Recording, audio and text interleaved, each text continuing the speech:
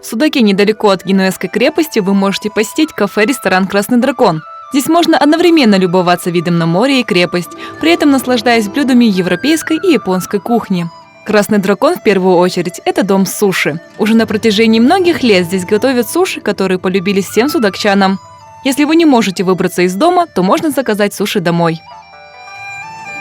Кроме японской, в меню «Красного дракона» представлены восточная и европейская кухни.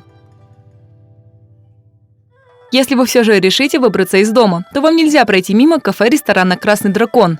Интерьер в китайском стиле создал свою особенную атмосферу, а высокий уровень обслуживания сделает ваш отдых по-настоящему комфортным. У нас здесь уютно, люди чувствуют себя как дома, когда приходят к нам в гости, они уходят довольные, им очень все нравится, у нас очень вкусное блюдо, очень вкусный мангал.